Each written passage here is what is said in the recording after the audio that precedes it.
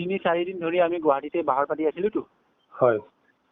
মাননীয় সভাপতি বিশ্বজিৎ চৰকাৰ ছাৰ আৰু মুখ্য সম্পাদক যোগেশ্বৰ চেতিয়া ছাৰৰ নেতৃত্বত হয় আৰু উপসভাপতি আমাৰ ৰোহিণী কুমাৰ নাথ ছাৰো আছিলে হয় আৰু লগতে আৰু উপসভাপতি আমাৰ চিত্তৰঞ্জন মণ্ডল হয় সম্পাদক উন্নতি পাংগি উপসভানেত্ৰী আমাৰ উষা ৰাভা হয় আৰু সম্পাদক উন্নতি পাংগি হয় along with me ময়ো আছিলো আৰু হয় স্যাৰ ভিডিওটো আৰু দেখিলো আপোনালোকে মাননীয় মুখ্যমন্ত্ৰী মহোদয় গামোচা পিন্ধাইছে তেতিয়া আপোনালোকক কি কৈছিলে মুখ্যমন্ত্ৰী মহোদয় হয় হয় তেতিয়া তেখেতে কৈছে মই এটা দৰখাস্ত দিয়া আছিলে মানে ৰিগাৰ্ডিং সেকেন্ড ৰাউন্ড ডিসকাশন হয় টেন্টেটিভ ডেট এণ্ড মিটিং এপইন্টমেন্টৰ কাৰণে হয় ওপৰত আমি ক'লো ছাৰে তেতিয়া ক'লে সেইটো মোৰ মনত আছে কিন্তু ইতিমধ্যে শিক্ষামন্ত্ৰীয়ে মোক গোটেই ডিটেইলছ কেইটা জনাইছে হয় শিক্ষামন্ত্ৰীয়ে খুব সম্ভৱ আমাৰ নতুন কমিটিৰ বিষয়ে কিন্তু চিএমক প্ৰত্যেক মানে সপ্তাহে জনাই থাকিতো ৰিপৰ্ট হয় খুব সম্ভৱ গম পালে সেইকাৰণে আমাক ডিটেইলানি আলোচনাৰ কাৰণে সোনকালে মাতিম বুলি ক'লে নহ'লে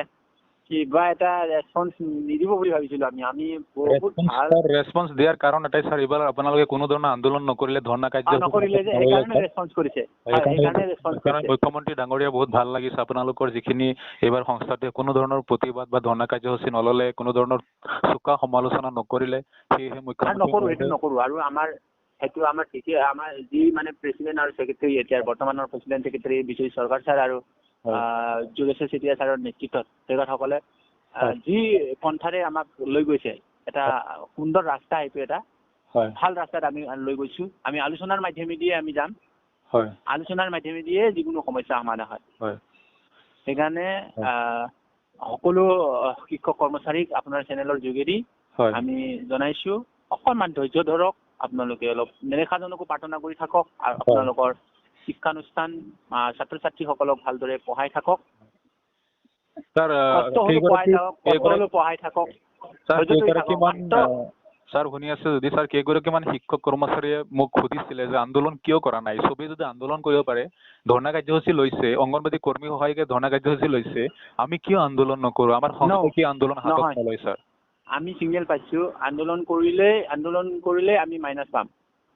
সেইকাৰণে আন্দোলন কোনোপধ্যেই নহ'ব আমি আজিও কৈছো ছাৰ আমি আন্দোলন নকৰো আপুনি আজি যি আমাক কমিটমেণ্ট দিলে ডিটেইলানি আলোচনাৰ কাৰণে আমি অপেক্ষাত থাকিম ইতিমধ্যে আমাক বেলেগ এজন ব্যক্তিক আমাক কোঅপাৰেশ্যন মানে কনভেনৰ হিচাপে ৰাখিছিলেতো বেলেগ এজন অফিচাৰ আছিলে